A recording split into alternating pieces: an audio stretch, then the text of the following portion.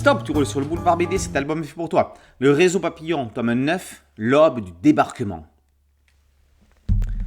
Dans la boucherie du village, le nouveau maire de Saint-Sénéry vient s'assurer du bon fonctionnement des rationnements, pour le bien de ses administrés bien sûr. François le reçoit froidement, répondant à l'édile qu'il allait demander plus tard le livre de compte à son père. Il faut dire que le nouvel élu est un collabo à la solde de l'envahisseur. Pendant ce temps-là, à Londres, Edmond travaille aux transmissions pour les services secrets britanniques, en attendant l'espoir de voir ses parents libérés des camps de prisonniers. Nous sommes en mai 1944, l'opération Fortitude se met en place, visant à faire croire aux Allemands que le débarquement serait organisé ailleurs qu'en Normandie. En France, dans le maquis, la résistance prépare des opérations de sabotage.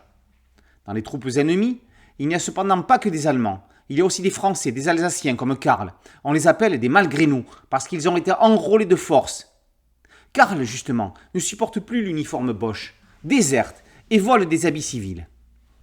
C'est à l'hôpital d'Alençon qu'il va rencontrer Anne et que les jeunes gens vont se rapprocher. Mais l'heure n'est pas à la bluette. À Plouzané, au large de Brest, les premiers parachutistes alliés arrivent d'Angleterre. Alors que le sable d'Omaha Beach n'a pas encore été foulé, Edmond découvre dans un document les horreurs qui sont perpétrées à Auschwitz. Il se passe tellement de choses dans ce 9e tome du Réseau Papillon qu'on a l'impression de le lire en un clin d'œil. La tension est à son comble. Le débarquement n'a pas encore débuté. Le suspense est déjà insoutenable. C'est ça qui est scénaristiquement incroyable. Nous sommes dans une histoire dont on connaît tous le déroulement et la fin, et pourtant on tremble. On se demande si tout va bien se passer comme prévu. Là est toute la force d'un scénariste. Franck Dumanche, avec son complice Michel-Yves Schmitt, qu'il serait enfin temps de créditer sur la couverture, avance ses pions de manière stratégique. Et ce n'est pas évident. Nous ne sommes plus dans les premiers tomes où les copains du réseau étaient ensemble. La troupe est disséminée.